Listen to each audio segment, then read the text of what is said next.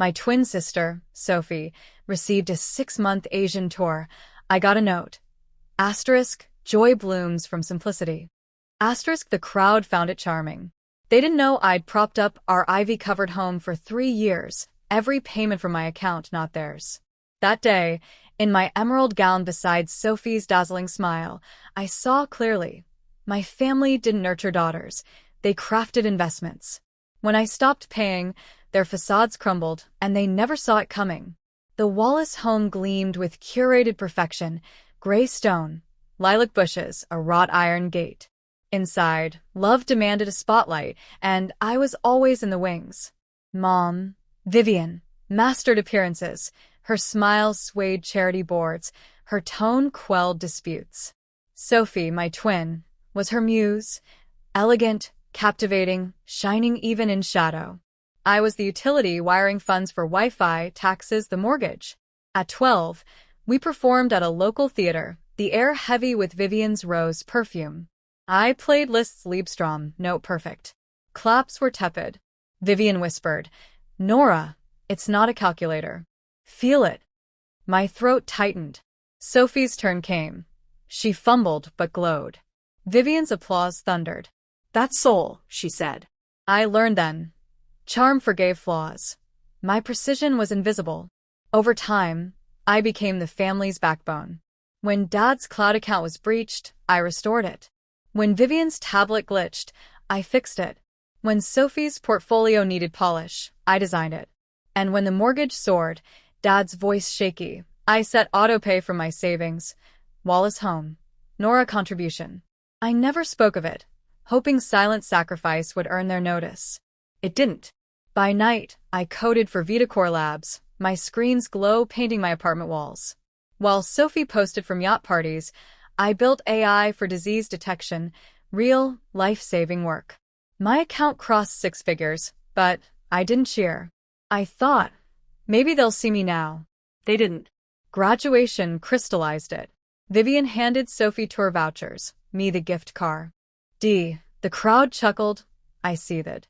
At dinner, under a skylight's glow, the cake read congrats, Sophie and Nora, her name larger. Vivian beamed. Sophie's off to Kyoto, then Bangkok. She's a visionary. Dad toasted. Both my girls shine, but Sophie's born to lead. I forced a smile. Food tasteless. Vivian's voice turned syrupy. Nora, simplicity breeds joy. Something broke, quiet as a lock turning. In my childhood room, I opened my banking app. 3 years of payments, $3,000 to $400 monthly, labeled Nora contribution. They'd never questioned it, assuming magic or mercy. I stopped the autopay, a silent stand. A month later, Dad called, voice taut. The bank flagged a missed payment. What happened? I said, I stopped paying. Silence. Vivian snapped, don't be ungrateful, Nora. This is family. I replied, I paid for 3 years. I'm done. They didn't grasp it. I packed, leaving the stone house, its lilacs fading in my rear view. Crossing the Delaware River, city lights shimmering, I felt no guilt, just freedom. The first clue came Tuesday, a bank alert, new payment method requested. It was Dad, Thomas Wallace, trying to relink my card to their mortgage. No call, no ask. I froze the account, logged the attempt, and created a folder. Proof. I gathered statements, emails, payment records, each a brick in my defense. Days later, I drove to Montclair. The house looked unchanged, but inside, tension hung thick. Vivian sat, eyes puffy. Dad stood, arms crossed. Sophie lounged, detached. Dad spoke. If the bank forecloses, we lose everything. I met his gaze. Then you'll know what it's like to rely on someone else's money. Vivian pleaded, don't make this harder, Nora. I said, you made it hard, using my savings like your personal fund. Sophie scoffed. It's just money. Talk to us. I turned to her. Like when you got Asia, and I got a lecture on joy? Her eyes flickered. I left, the gate clanging shut. No shouts followed, just heavy silence. Late that night, Blear. I'd over tax files. I accidentally CC'd a family email chain with my proof folder, screenshots of every payment I'd made. By morning, my phone buzzed wildly. Vivian called, frantic. Aunt Claire shared it online. Everyone knows you paid the mortgage. The post, asterisk 3 years of Nora's payments. Did they know? Asterisk, spread to neighbors, colleagues, Vivian's book club.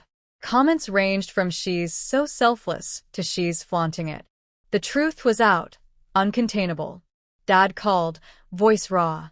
You've humiliated us. People think we exploited you. I said, I hid your secret for 3 years. That's over. The bank soon flagged their refinance, unstable payment history without my funds. The house hit the market, its stone facade a hollow shell. I felt no triumph, just calm.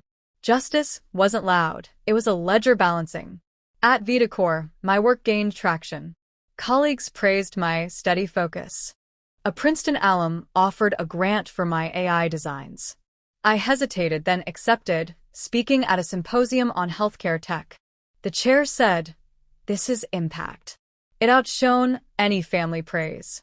I launched ClearPath Diagnostics, renting a loft in Hoboken. Exposed brick, thrift store chairs, sunlight streaming. A sign read, we code solutions for those who heal. Contracts rolled in. Each invoice a step toward myself.